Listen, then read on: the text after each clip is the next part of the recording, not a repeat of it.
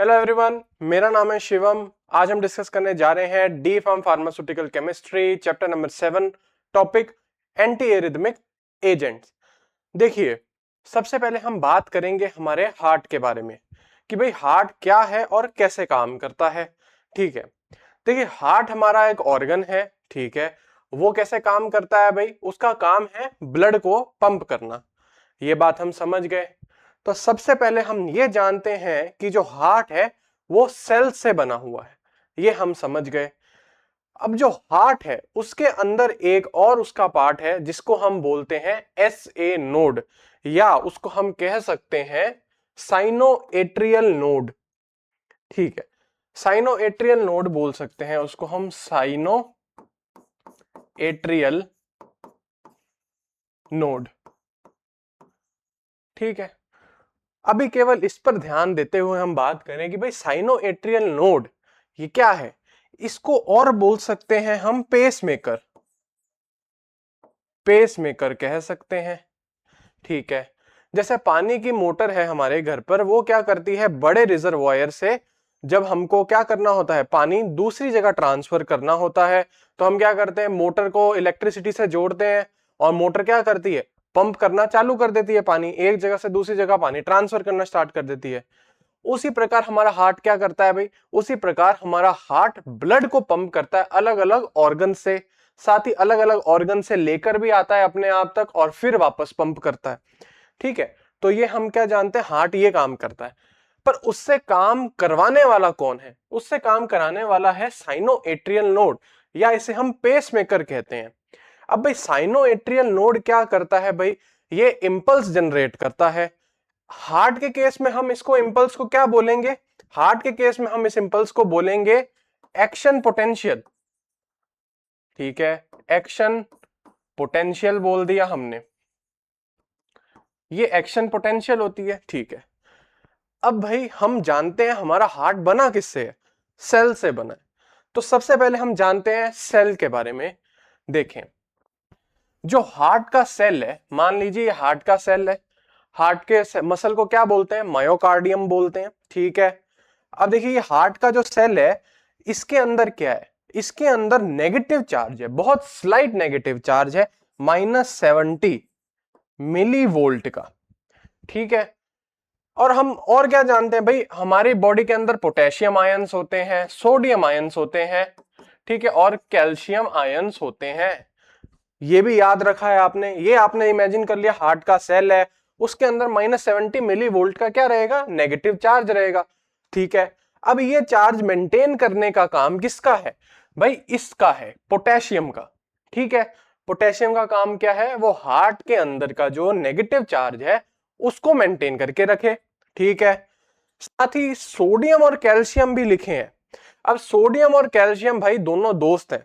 ठीक है, ये बहुत फेमस है क्या करवाने में भाई, सोडियम फेमस है एक्शन पोटेंशियल जनरेट करवाने में, और कैल्शियम फेमस है मसल कॉन्ट्रैक्शन करवाने में। यही हमको करवाना है। अब जो हार्ट है उसके 4 चेंबर हैं। ठीक है, हार्ट के 4 चेंबर है। ठीक है, ये कौन सा हो गया भाई, ये हो गया राइट एट्रियम, ऊपर वालों को एट्रिया बोलते हैं, नीचे ये हो गया लेफ्ट एट्रियम। अब नीचे वालों को क्या बोला जाता है भाई, वेंट्रिकल बोलते हैं, राइट वेंट्रिकल हो गया, ये लेफ्ट वेंट्रिकल हो गया। अब हम जानते हैं पहले ऊपर के एट्रिया कॉन्ट्रैक्ट होते हैं, उसके बाद नीचे के वेंट्रिकल्स कॉन्ट्रैक्ट होते हैं, ये एक फ्लो है। अब ऐसे नोड है जो हमारा, वो कहां पर है भाई, वो राइट एट्रियम में है, कहां पर, टॉप राइट कॉर्नर में, राइट एट्रियम में वो प्रेजेंट है हमारा एसए नोड। वो क्या करेगा, वो एक्शन पोटेंशियल जनरेट करेगा। ठीक है, कैसे, वो एक्शन पोटेंशियल जनरेट करेगा, सोडियम चैनल्स को खोल देगा। कहां के, सोडियम चैनल्स खोलेगा सेल के, हार्ट के सेल के सोडियम चैनल्स को खोल देगा। सोडियम क्या होगा, सेल्स के अंदर आना चालू कर देगा। जैसे ही सोडियम सेल्स के अंदर आएगा तो सेल के अंदर जो नेगेटिव चार्ज था वो कैसे में बदलेगा, वो पॉजिटिव की तरफ होने चला जाएगा। ठीक है, अब जब पॉजिटिव की तरफ वो होए, उसका चार्ज चला जाएगा सेल का, तो सेल क्या करेगा, कॉन्ट्रैक्ट कॉन्ट्रैक्ट करना स्टार्ट कर देंगे। बस यही हमको बात याद रखनी है। आइए हम फटाफट समराइज कर लेते हैं। देखिए, ऐसे नोड है जो उसने इंपल्स जनरेट कराई, ठीक है, इंपल्स जनरेट हो गई। उसके बाद क्या होगा, जो हमारा सेल है, सॉरी मसल है हार्ट का, अब मसल कह देते हैं हम उसको, उसके अंदर क्या होगा, जो -70 मिली वोल्ट का जो चार्ज है, ठीक है, किसके कारण था, वो कौन मेंटेन करके रख रहा था भाई, पोटेशियम, K+ आयंस उसको मेंटेन करके रख रहे थे। ठीक है, फिर क्या हुआ भाई, ऐसे नोड ने एक्शन पोटेंशियल जनरेट करी और क्या हुआ, सोडियम चैनल्स खोल दिए और सोडियम आयंस क्या करने लग गए, इस सेल के अंदर आने लग गए। ठीक है, अब मैं यहां से सोडियम चैनल खोल देता हूं एक। ठीक है, यहां से क्या होगा, सोडियम अंदर आएंगे। अब भाई जब सोडियम अंदर आ गया है तो पोटेशियम को क्या करना पड़ेगा, बाहर जाना पड़ेगा, तो पोटेशियम निकलता जाएगा, सोडियम अंदर आता जाएगा। ठीक है, सोडियम अंदर आता जाएगा, अंदर का चार्ज पॉजिटिव की तरफ जाता जाएगा। ठीक है, तो उससे क्या होगा भाई, एट्रिया क्या हो जाएंगे, एट्रिया जो हार्ट के ऊपर का चेंबर है वो कॉन्ट्रैक्ट होएगा, उसका मसल कॉन्ट्रैक्ट होने लग जाएगा। अब इस प्रोसेस को मैं क्या बोलूंगा भाई, सोडियम अंदर आ रहा है और ये माइनस का चार्ज पॉजिटिव में बदल रहा है, तो मैं इसको बोल दूंगा भाई डीपोलराइजेशन। डीपोलराइजेशन, ठीक है, डी हम जानते हैं जब भी लगता है जब मतलब उल्टा किया जा रहा है, यहां पर भी क्या हो रहा है भाई, माइनस के चार्ज को प्लस में बदला जा रहा है, तो मैंने इसको डीपोलराइजेशन बोल दिया। अब हम इसको डीपोलराइजेशन को क्या बोल सकते हैं भाई, डीपोलराइजेशन में मसल क्या होता है, हार्ट का कॉन्ट्रैक्ट होता है, ये हम समझ गए। अब भाई जब कॉन्ट्रैक्शन पूरी हो जाएगी उसके बाद क्या करना पड़ेगा, हार्ट को वापस अपनी नॉर्मल स्टेट पर आना पड़ेगा। उसके लिए क्या करेगा वो, उसके लिए वो वापस सोडियम चैनल्स को बंद करेगा और पोटेशियम चैनल्स को खोलेगा और पोटेशियम वापस अंदर आ जाएगा, ऐसे ही करेगा।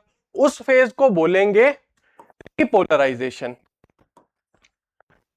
पोलर, उसको हमने क्या बोल दिया, रिपोलराइजेशन। बस ये चीजें ध्यान रखने की है कि भाई ऐसे नोड चालू कर देगा एक्शन पोटेंशियल, सोडियम चैनल्स खुल जाएंगे हार्ट के मसल में। ठीक है, उससे सोडियम अंदर आ जाएगा, हार्ट के जो सेल्स हैं उसके अंदर -70 मिली वोल्ट का एक नेगेटिव चार्ज होता है, सोडियम के अंदर आने से ये चार्ज पॉजिटिव में बदल जाएगा और जो पोटेशियम आयन इस चार्ज को मेंटेन करके रखते थे वो बाहर आने लग जाएंगे, हार्ट मसल क्या हो जाएगा, कॉन्ट्रैक्ट होने लग जाएगा, डीपोलराइजेशन बोलेंगे, डीपोलराइज होने लग जाएगा। ठीक है, उसके बाद भाई नॉर्मल स्टेट में वापस भी लेकर आना है, तो कौन लाएगा वापस भाई, वापस वही करेंगे भाई, पोटेशियम आयंस को क्या करेंगे, बुलाया जाएगा। ठीक है, पोटेशियम आयंस को बुलाया जाएगा और वापस क्या कराया जाएगा, रिपोलराइजेशन कराया जाएगा। ये नॉर्मल तरीका है हार्ट के काम करने का, इसको बोलते हैं हार्ट की रिदम या साइनस रिदम। ठीक है, इसको ये बोला जाता है साइनस रिदम, किस लिए भाई, एसए नोड की रिदम है, एसए नोड काम करवा रहा है। ठीक है ना, तो ये हम समझ के भाई इस तरीके से काम होता है। आगे हम देखते हैं भाई एरिथमिया क्या हो गया। अब देखिए, heart rhythm refers to orderly generation and conduction of electrical impulses. वही बोल रहा है कि हार्ट के अंदर हार्ट रिदम का क्या मतलब है, उसका मतलब है कि भाई एक सीक्वेंस मेंटेन करके रखे हार्ट की। ठीक है, जैसे सीक्वेंस क्या है हार्ट का, भाई देखो ऐसे नोड से हम जान गए चालू हो रही है, उसके बाद कहां जा रहे हैं भाई, एट्रिया में, एट्रिया कॉन्ट्रैक्ट हो रहे हैं, मसल कॉन्ट्रैक्ट हो रहे हैं। ठीक है, कॉन्ट्रैक्ट हो जाएंगे ये, उसके बाद कहां जाएगा भाई, एवी नोड में जाएगा। यहां पे कौन सा है, ये कौन सा नोड है, ये एवी नोड है।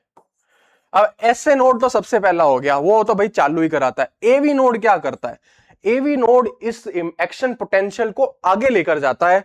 कहां आगे लेकर जाता है, आगे ले जाता है इसको बंडल ऑफ हिस, क्या नाम है इसका, बंडल ऑफ हिस।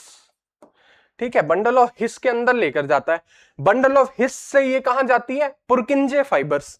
उसके बाद आते हैं हमारा पुरकिंजे फाइबर्स, पुरकिंजे फाइबर। ठीक है, ये हम जान गए भाई पुरकिंजे फाइबर्स, पुरकिंजे फाइबर्स तक पहुंचती है। उसके बाद क्या होता है भाई, वेंट्रिकल्स कॉन्ट्रैक्ट होते हैं। जान गए भाई, हार्ट का देखो, जो डीऑक्सीजनेटेड ब्लड है वो एट्रियम में आएगा, एट्रियम से कहां जाएगा, वो राइट वेंट्रिकल में जाएगा, वहां से जाएगा किधर, वहां से वो जाएगा हमारे लंग्स में, फिर कहां से कहां पर आएगा भाई, लेफ्ट वेंट्रिकल से वो जाएगा किधर, लेफ्ट वेंट्रिकल से पूरी बॉडी में चला जाएगा, ऑक्सीजनेट होके आया लंग से, तो लेफ्ट वेंट्रिकल से वो कहां जाएगा, पूरी बॉडी में चला जाएगा। ये काम करता है, इस तरीके से हार्ट काम करता है। तो अभी हम देखें क्या है भाई, ये सीक्वेंस हार्ट को फॉलो करना है भाई, एसए नोड से एट्रिया कॉन्ट्रैक्ट, फिर एवी नोड, फिर बंडल ऑफ हिस, फिर पुरकिंजे फाइबर्स, उससे वेंट्रिकल्स कॉन्ट्रैक्ट। ये सीक्वेंस है, यही बोल रहा है कि अगर हार्ट इस सीक्वेंस को फॉलो नहीं कर रहा, ठीक है, तो इसका मतलब उसने अपनी साइनस रिदम को क्या करा है, खो दिया है। ठीक है, यही बोला है heart rhythm refers to orderly generation and conduction of electrical impulse, कि भाई एक ऑर्डर में जनरेट हो और वैसे ही आगे बढ़ती जाए, ठीक है ना, that produce coordinated contraction of atria and ventricles. अब इसको फॉलो करने से क्या होगा, इसको फॉलो करने से ये होगा कि भाई हार्ट ठीक तरीके से काम करेगा, एक कोऑर्डिनेशन बैठेगा एट्रियम और वेंट्रिकल्स के बीच, पहले एट्रिया कॉन्ट्रैक्ट होंगे फिर वेंट्रिकल्स कॉन्ट्रैक्ट होंगे, जिससे क्या होगा, इफेक्टिव हार्ट बीट रहेगी। ठीक है ना, हार्ट बीट करके क्या मतलब है भाई, हार्ट बीट का वही मतलब है कि बॉडी के अंदर ब्लड जाना चाहिए, तभी हार्ट बीट कर रहा है। ठीक है ना, तो इसको क्या रखना है, इफेक्टिव रखने के लिए हार्ट को ये सीक्वेंस फॉलो करना पड़ेगा। बस इतनी सी ही बात है। ठीक है, आगे देखते हैं। देखिए नॉर्मल इलेक्ट्रिकल कंडक्शन क्या बोला है भाई, देखिए एसए नोड से हम मान चुके हैं कि भाई एसए नोड है जो हमारा, उससे चालू हो गया, पेस मेकर है वो, उससे एक्शन पोटेंशियल चालू हुई, फिर मसल कॉन्ट्रैक्शन हुआ, कहां के मसल्स का, एट्रिया के मसल्स का। ठीक है, उसके बाद क्या हुआ, एवी नोड पे पहुंचेगा, एवी नोड बंडल ऑफ में जाएगा, फिर right and left bundle branches में जाएगा। ठीक है, उससे कहां जा रहा है, पुरकिंजे फाइबर्स में जा रहा है। उसके बाद क्या हो जाएगा, वेंट्रिकल्स कॉन्ट्रैक्ट हो जाएंगे। ये चीज हमारे को क्या है, ये चीज हमारे को ध्यान रखने की है। अब हम ध्यान दें भाई, इस डायग्राम के अंदर ध्यान देते हैं, चलिए। ठीक है, अब ये जो डायग्राम है हमारे हार्ट का, ये हम जान गए। देखिए क्या है भाई इसमें, देखते हैं, आइए।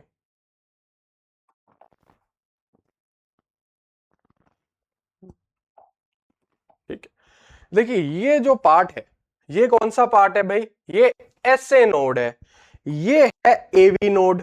ठीक है, ये गोला एवी नोड, ये एसए नोड। एसए नोड को चालू करवा देगा।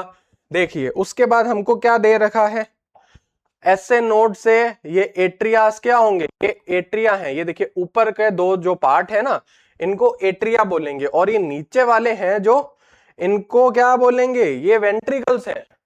ठीक है, ये वेंट्रिकल है, ये भी वेंट्रिकल है, ये एट्रिया है और ये एट्रिया है। पहले हमेशा एट्रिया कॉन्ट्रैक्ट होते हैं, उसके बाद कॉन्ट्रैक्शन होता है वेंट्रिकल्स में।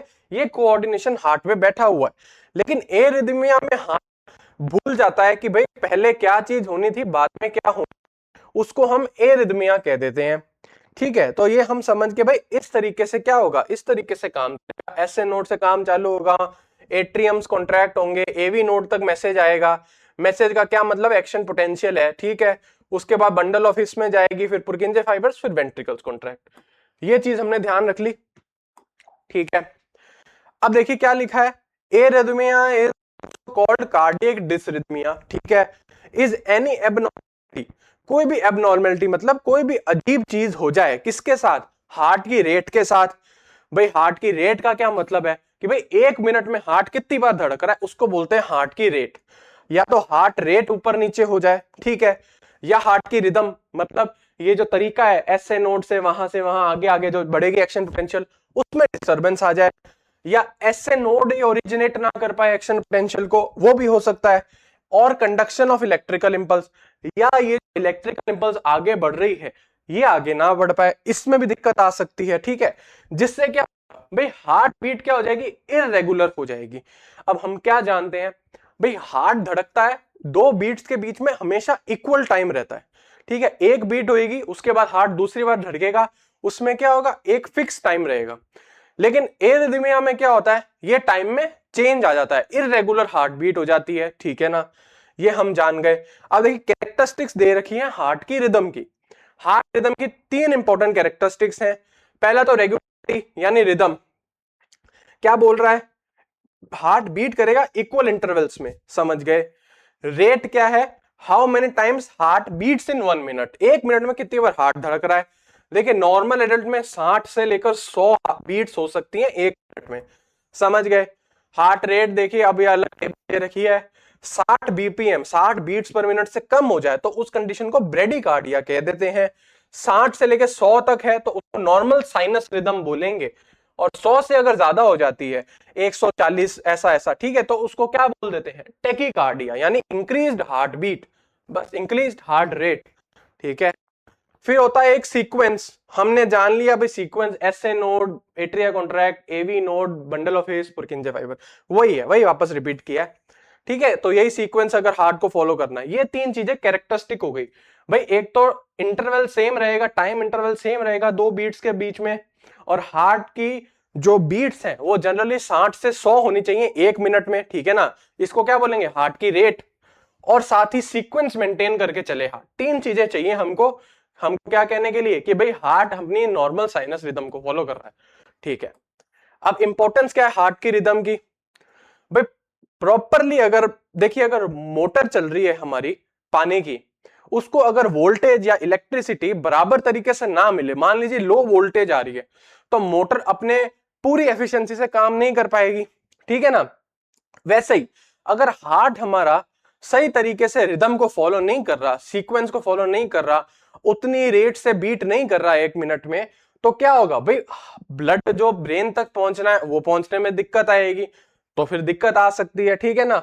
ऑक्सीजन टिश्यूज तक नहीं पहुंच पाएगी, ब्लड प्रेशर कैसे मेंटेन होगा, ठीक है। तो इन सबको मेंटेन करने के लिए हार्ट को भी अपनी रिदम मेंटेन करनी पड़ेगी, जिससे क्या होगा, ब्लड ब्रेन तक पहुंचेगा, ऑक्सीजन सबको मिलेगी पूरी बॉडी में, ब्लड प्रेशर बना रहेगा, और कार्डिक आउटपुट क्या रहेगा, नॉर्मल। कार्डिक आउटपुट क्या होता है कि भाई हार्ट एक मिनट में कितनी वॉल्यूम ब्लड पंप कर देता है, ठीक है ना, सॉरी एक मिनट में नहीं, एक साइकिल में, एक सर्कुलेशन में हार्ट कितनी वॉल्यूम ब्लड की पंप करता है, उसको कार्डिक आउटपुट बोलते हैं।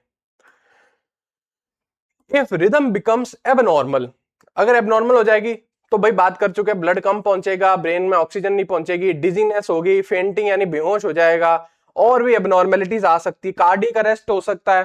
कार्डिक अरेस्ट क्या है भाई, अभी हमने बात करी हार्ट में भी एक तरीके से बिजली, इलेक्ट्रॉन्स का काम हो रहा है, ठीक है ना। तो वही बात कह रहा है भाई, कार्डिक अरेस्ट क्या होता है, जब हार्ट अपनी ये जो एसए नोड, ये जो पेस मेकर अपना काम करना छोड़ दे, तो क्या होएगा, कार्डियक अरेस्ट होएगा, ठीक है ना। फिर होता है भाई normal sinus rhythm, normal sinus rhythm हमने बात कर ली भाई, एसए नोड से चालू होनी चाहिए, रेट कितनी मेंटेन होनी चाहिए, 60 से 100 बीपीएम, और रेगुलर रिदम रहनी चाहिए, ठीक है ना, और नॉर्मल ईसीजी आनी चाहिए। अब भाई ईसीजी क्या है, भाई ईसीजी बहुत इंपॉर्टेंट पैरामीटर है। ईसीजी की फुल फॉर्म क्या होती है, ईसीजी की फुल फॉर्म होती है, हम देखें, देखिए, इलेक्ट्रो कार्डियोग्राम, इलेक्ट्रोकार्डियोग्राम ईसीजी की फुल फॉर्म रहती है, ठीक है। अब एरिथमिया में इसका बहुत बड़ा रोल है, आइए हम देख लेते हैं। देखिए, इरेगुलर एरिथमिया का बता रखा है भाई, क्या होगा, एट्रियल फिब्रिलेशन, मतलब बहुत ज्यादा बीट करेगा, ठीक है। वेंट्रिकुलर टेकीकार्डिया, हार्ट रेट क्या होगी, बहुत बढ़ जाएगी वेंट्रिकल्स की, ठीक है। प्री मैच्योर वेंट्रिकुलर कॉन्ट्रैक्शन, अब प्री मैच्योर का मतलब क्या है भाई, जो वेंट्रिकल्स है ना वो जल्दी कर दें, क्या करने में, कॉन्ट्रैक्ट होने में, ठीक है। हमने क्या माना है, एट्रिया कॉन्ट्रैक्ट होते हैं, उसके बाद वेंट्रिकल्स कॉन्ट्रैक्ट होते हैं। अब ये क्या हो जाए, अब भाई रिदम बिगड़ चुकी है, डिस्टर्बेंस आ चुकी है, और वेंट्रिकल्स ने भुला दिया कि भाई एट्रिया पहले काम करते हैं कि कौन पहले काम करता है, वो अपना अलग ही चल रहा है, ठीक है। तो हार्ट के अंदर का कोऑर्डिनेशन पूरा हिल चुका है, वो ये हो गया, फिर हार्ट ब्लॉक हो जाएगा, ठीक है, ब्लड नहीं पहुंचेगा हार्ट तक।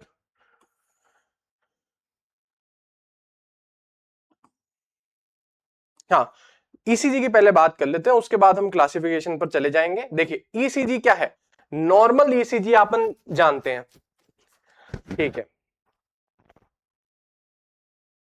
ये देखिए एक ग्राफ है, ठीक है, ये ग्राफ पेपर पे बनता है, एक मशीन होती है इसके, ईसीजी नापने की मशीन होती है, ठीक है।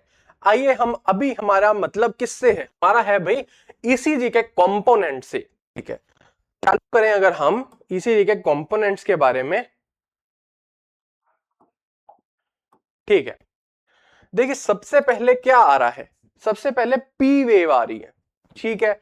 उसके बाद क्या आ रहा है भाई, पी वेव के बाद क्या आ रहा है, ये हमको दिख रहा है क्यू आर एस कॉम्प्लेक्स दिख रहा है, ठीक है। उसके बाद टी वेव दिख रही है, ये तीन चीजें तो मेन हमको दिखती हैं, ठीक है। अब उसके बाद हम जानते हैं इनका क्या कारण है होने का, इनके पीछे का राज क्या है कि ये ऐसा ऊपर से घुमाव आ रहा है, फिर यहां नीचे जा रही है, फिर एक शार्प पीक आ रही है। ठीक है, तो आइए हम जानते हैं। देखिए पी वेव का क्या काम है। पी वेव का काम है एट्रियल डीपोलराइजेशन। डीपोलराइजेशन हमने बात कर ली कि भाई क्या हो रहा है, अंदर के जो इलेक्ट्रिसिटी है, जो -70 मिली वोल्ट का चार्ज है, वो क्या हो रहा है, पॉजिटिव की तरफ जा रहा है। उससे क्या हो रहा है, कॉन्ट्रैक्शन हो रहा है एट्रिया का। यहां बात क्या की भाई, पी वेव हमको बताती है, जो पी वेव है यानी ये वेव हमको बताती है कि एट्रिया क्या हो रहे हैं, ट्रैक्ट हो रहे हैं। ठीक है, उसके बाद बताया पी आर इंटरवल। इंटरवल का क्या मतलब होता है, गैप। ठीक है, पी आर के बीच का जो गैप है वो क्या बताता है कि भाई इंपल्स कंडक्शन कहां से, एसए नोड से वेंट्रिकल्स तक। ठीक है ना, मतलब इंपल्स आगे बह रही है कहां से, एसए नोड से वेंट्रिकल्स तक। ठीक है, उसके बाद ये जो क्यू आर एस कॉम्प्लेक्स है, ये इतनी शार्प पीक आई है जो तीखी सी, वो किस लिए है, वही वो बता रही है वेंट्रिकल्स डीपोलराइज हुए हैं। अब देखिए हम क्या जानते हैं, एट्रिया भी कॉन्ट्रैक्ट होते हैं, वेंट्रिकल्स भी कॉन्ट्रैक्ट होते हैं, पर लेफ्ट वेंट्रिकल का काम क्या है, पूरी बॉडी तक ब्लड उसको पंप करना है। ठीक है, तो हम ये समझ सकते हैं कि एक तो पहले एट्रिया साइज में छोटे होते हैं, वेंट्रिकल साइज में बड़े होते हैं। तो एट्रिया कैसे कॉन्ट्रैक्ट करते हैं, धीरे से कॉन्ट्रैक्ट करते हैं, लेकिन वेंट्रिकल्स काफी तेजी से कॉन्ट्रैक्ट करते हैं, मतलब काफी फोर्सफुली कॉन्ट्रैक्ट करते हैं। इसीलिए देखें हम कि एट्रिया के कॉन्ट्रैक्ट होने पर क्या पीक आई है, छोटी है, और वेंट्रिकल्स के कॉन्ट्रैक्ट होने पर क्या आई है, लंबी पीक आई है, क्योंकि फोर्सफुली कॉन्ट्रैक्शन हो रहा है। क्यूआरएस कॉम्प्लेक्स की बात होगी, फिर आता है S T segment. S T segment मतलब एस से लेके टी तक का जो सेगमेंट है। ठीक है, सेगमेंट क्या होता है, गैप या ये पार्ट। ठीक है, क्या होता है ये, अर्ली वेंट्रिकुलर रीपोलराइजेशन, मतलब वेंट्रिकल्स का रीपोलराइजेशन हो रहा है, मतलब वो अपने चार्ज को रीस्टोर कर रहा है। टी वेव क्या है, वेंट्रिकुलर रीपोलराइजेशन, मतलब प्रोसेस थोड़ी आगे बढ़ रही है, टी वेव ये दिखाती है। फिर क्यूटी इंटरवल क्या बताता है, टोटल वेंट्रिकुलर इलेक्ट्रिकल एक्टिविटी, मतलब डीपोलराइजेशन प्लस रीपोलराइजेशन, उसका जो सम है वो क्या बताता है, क्यूटी इंटरवल हमको सिग्निफाई करता है। ठीक है, ये हम क्या गए, हम भाई समझ गए, बस इतनी सी बात है। ये नॉर्मल ड्यूरेशन दे रखी है, अगर आपको याद होती है तो बहुत अच्छी बात है, बाकी तो इसको छोड़ा जा सकता है, इतना डीपली याद करने की कोई जरूरत नहीं है। ठीक है, तो ये हमने नॉर्मल इसी समझ ली, पी वेव है, क्यू आर एस कॉम्प्लेक्स है, ठीक है, और एक टी वेव है। पी वेव बताती है भाई एट्रिया है जो वो कॉन्ट्रैक्ट हो रहे हैं, क्यू आर एस कॉम्प्लेक्स बड़ी तीखी वेव है, ये बताती है भाई वेंट्रिकल्स कॉन्ट्रैक्ट हो रहे हैं। ठीक है, कॉन्ट्रैक्ट सबकी जगह एरिथमिया में हमको डीपोलराइजेशन बोलना चाहिए। तो पी वेव बताएगी एट्रिया डीपोलराइज हो रहे हैं, क्यू आर एस बताएगा वेंट्रिकल्स डीपोलराइज हो रहे हैं। टी वेव क्या बता रही है, टी वेव बता रही है ventricles repolarise, R E repolarise हो रहे हैं। ठीक है, और ये पूरा क्यू से लेकर टी का जो इंटरवल है वो बताता है टोटल वेंट्रिकुलर रीपोलराइजेशन, थोड़ा sorry total ventricular electrical activity, जिसमें सम क्या आता है, वेंट्रिकल्स के डीपोलराइजेशन का और वेंट्रिकल्स के रीपोलराइजेशन का। बस इतना हमको बात करने की जरूरत है, आगे हम चलेंगे हमारे ड्रग्स के ऊपर जो हमको इसमें पढ़ने हैं। देखिए सबसे पहले क्लासिफिकेशन आ चुका है एंटी एरिथमिक ड्रग्स का ER 2020 के हिसाब से। ठीक है, तो हम बात करने लगते हैं। भाई सबसे पहले कौन से ड्रग्स आते हैं, देखिए, हाँ सबसे पहले आती है भाई क्लास 1। क्लास 1 ड्रग्स क्या हो गए, भाई लिखा है सामने, सोडियम चैनल ब्लॉकर है। हम जानते हैं भाई सोडियम चैनल्स क्या है, इंपल्स स्टार्ट कराने के लिए फेमस। कैल्शियम आयंस है, वो जो कॉन्ट्रैक्शन कराने के लिए फेमस और कॉन्ट्रैक्शन को आगे बढ़ाने के लिए फेमस। ठीक है, कैल्शियम और सोडियम ये दोनों हो गए। और पोटेशियम तो है भाई नॉर्मल रेस्टिंग स्टेट जो सेल की होती है, -70 मिली वोल्ट उसका इंटरनल जो चार्ज है वो मेंटेन करने का काम पोटेशियम आयंस का है। ये याद रखते हुए आगे बढ़ते हैं। क्लास 1 में क्या है भाई, सोडियम चैनल ब्लॉकर, मतलब ये इनका मैकेनिज्म ऑफ एक्शन है, सोडियम चैनल्स को क्या करते हैं, ब्लॉक करके काम करते हैं। क्लास 1A उसके अंदर आता है क्यूनिडीन सल्फेट, प्रोकेनामाइड हाइड्रोक्लोराइड। ठीक है, थोड़ा ये मॉडरेटली ब्लॉक करते हैं, मीडियम ब्लॉकिंग करते हैं। ठीक है, फिर क्लास 1B उसमें क्या है, ये वीकली ब्लॉक करने वाले एजेंट है, जैसे एग्जांपल आता है फेनिटोइन सोडियम। ठीक है। फिर अगला आता है लीडोकेन हाइड्रोक्लोराइड, ठीक है। और क्लास 1C आता है हमारे सामने, उसमें क्या आता है, लॉरकेनाइड हाइड्रोक्लोराइड, ठीक है। बस इतना हमको क्या जानना था क्लासेस के बारे में, ये हमने बात कर ली भाई। ये कैसे काम करते हैं, सोडियम चैनल को ब्लॉक करके काम करते हैं।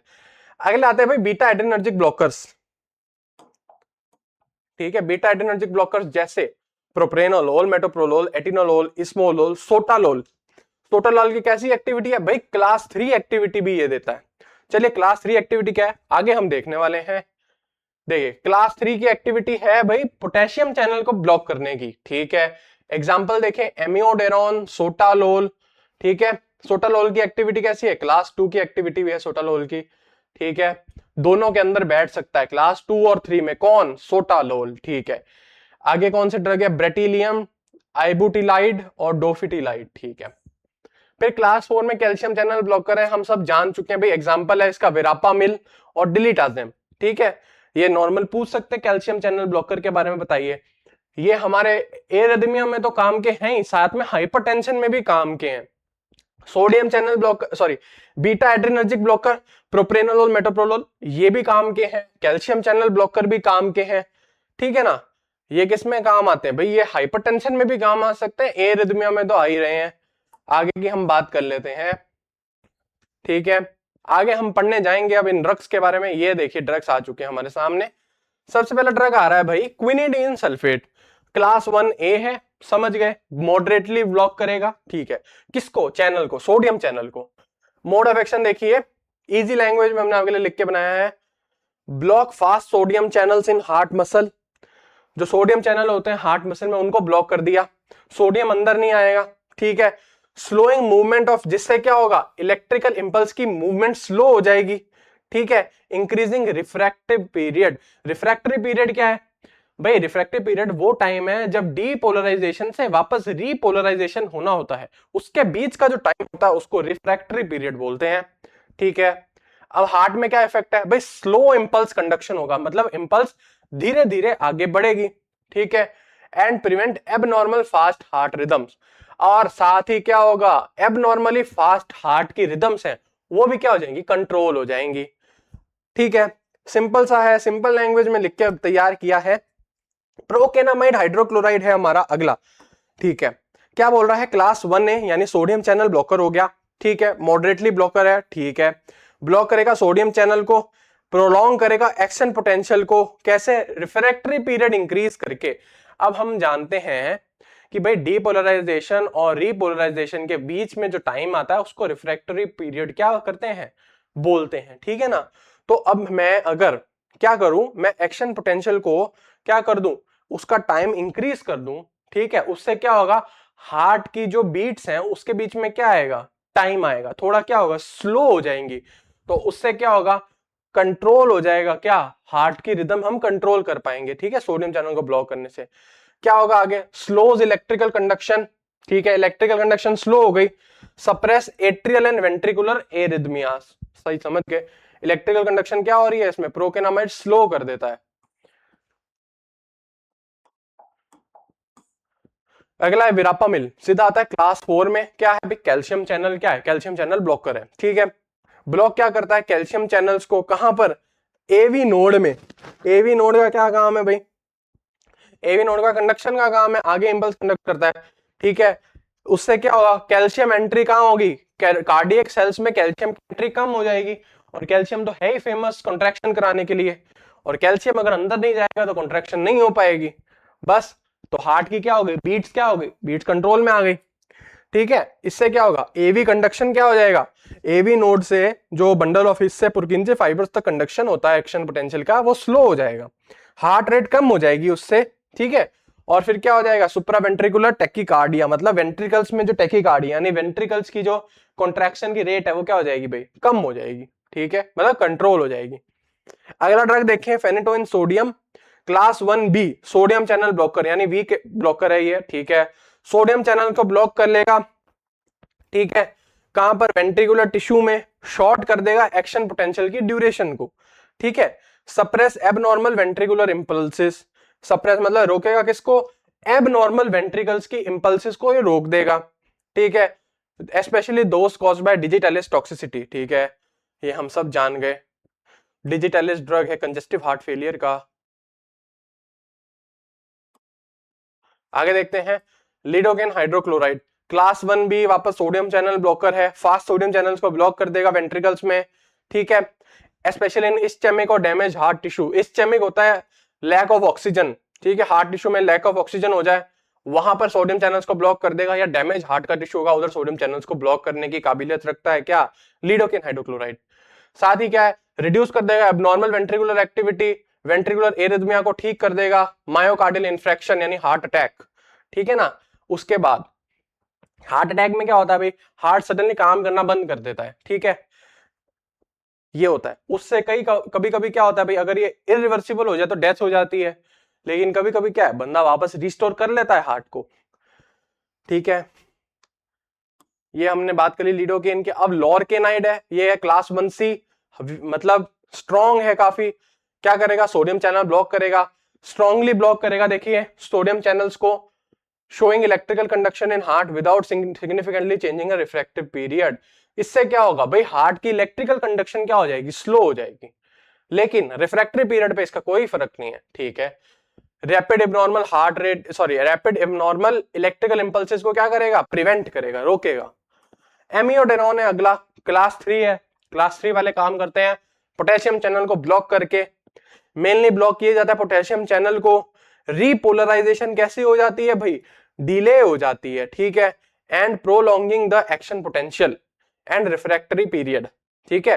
क्या होगा, रीपोलराइजेशन क्या होगा, लेट होएगा, धीरे होएगा, और क्या हो जाएगा, देखिए डीपोलराइजेशन होने के लिए पहले जो मसल है उसको रीपोलराइज होना जरूरी है, ठीक है ना। और अगर रीपोलराइजेशन को डिले करा दूं तो उससे क्या होगा, डीपोलराइजेशन भी क्या होगा, लेट होगा। वो क्या बोल रहा है, रीपोलराइजेशन क्या है, डिले रीपोलराइजेशन, समझ गए।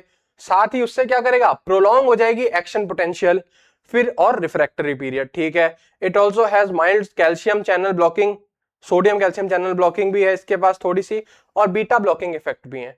आगे क्या बोला भाई, restore and maintain normal heart rhythm, ठीक है, by preventing re entry circuits and abnormal impulses, समझ गए। ये आपके पढ़ने के लिए है, इसको आप रीड करके अपने एग्जाम में लिख सकते हैं। बाकी काम करने का मैकेनिज्म ऑफ एक्शन तो क्या है भाई, क्लास 3 है, पोटेशियम चैनल ब्लॉक करेगा, class 1B 1C 1A sodium channels को ब्लॉक करेंगे। काम करने का इनका तरीका वही है, ठीक है। क्लास 4 वाले कैल्शियम चैनल्स को ब्लॉक करेंगे, ठीक है। बाकी अपने को थोड़ी बायोलॉजी पता चल गई हार्ट की काम करने की। सोटालॉल आगे वही वापस आ गया, क्लास 3 है, पोटेशियम के साथ साथ बीटा ब्लॉकर भी है ये, ठीक है। और क्या काम है भाई, पोटेशियम चैनल्स को ब्लॉक कर दिया, रीपोलराइजेशन लंबी हो गई, also block beta 1 adrenergic receptors, जिससे क्या होगा, सिंपैथेटिक स्टिमुलेशन रुक जाएगा। सिंपैथेटिक नर्वस सिस्टम का काम ही एक्साइटेशन का है, मतलब एक्साइट करेगा हार्ट को, तो उससे क्या होगा, हार्ट बीट बढ़ेगी, ठीक है। और क्योंकि इसमें हार्ट डिस्टर्ब हो चुका है, हार्ट की रिदम, तो अगर हार्ट बीट बढ़ी तो उससे हार्ट क्या हो सकता है, हार्ट का मसल वीक हो सकता है, ठीक है, हार्ट की शेप चेंज हो सकती है, और मायोकार्डियल इन्फेक्शन का चांस बढ़ सकता है। इसीलिए क्या कर रहे हैं हम ज्यादा हार्ट बीट, हार्ट को क्या कर रहे हैं, ज्यादा बार बीट करने से रोक रहे हैं, ठीक है। और हार्ट को ज्यादा बार बीट करने से भी रोक रहे हैं, साथ ही साथ एक्शन पोटेंशियल के ड्यूरेशन को भी बढ़ा रहे हैं, उसको भी हम कंट्रोल कर रहे हैं एक्चुअली, ठीक है।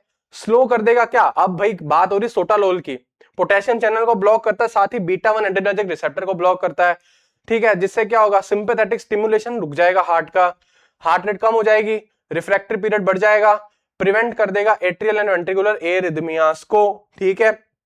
बस रिफ्रैक्टरी पीरियड को बार बार अगर हम प्रोलॉन्ग कर रहे हैं, ये बोल रहा है, उससे क्या हो रहा है भाई, हार्ट को एक बार देखिए, ये है तो बहुत शॉर्ट पीरियड ऑफ टाइम, ठीक है ना, बहुत जल्दी होता है ये हार्ट में कंडक्शन, ठीक है, लेकिन फिर भी हम क्या कर रहे हैं, इसको कंट्रोल कर रहे हैं, इसमें स्टेप्स बहुत सारे, लेकिन कंडक्शन बहुत फास्ट होती है। तो अभी यही बोल रहा है कि भाई रिफ्रैक्टरी पीरियड को प्रोलॉन्ग कर देगा। भाई जब रिफ्रैक्टरी पीरियड होगा ना पूरा, तभी हार्ट वापस स्टेट में आ पाएगा कि वो कॉन्ट्रैक्ट होना स्टार्ट करे। और अगर मैं रिफ्रैक्टरी पीरियड को लंबा कर दूं तो उससे क्या होगा, हमारे को फायदा हो जाएगा। हम बात कर रहे हैं ना ड्रग्स और उनके आईयूपीएसी नाम की, ठीक है। ये आईयूपीएसी नाम आपके सामने अवेलेबल है, ड्रग्स का, साथ ही उनके कॉमन मार्केटेड प्रिपरेशंस भी आपके सामने अवेलेबल हैं, ठीक है। और देखिए ये देखिए, ये भी अवेलेबल हैं सारे आपके सामने जो जो जरूरत के हैं। और हम थोड़ा इनकी मार्केटेड प्रिपरेशंस के बारे में अब देख लेते हैं। ये देखिए, फाइजर की आगे सोटालोल बीटा पेस नाम से, फिर सैनोफी की कार्डाडोन आ रही है, एम्योटेरॉन है जिसके अंदर, जाइलोकेन है उसके बाद, ठीक है।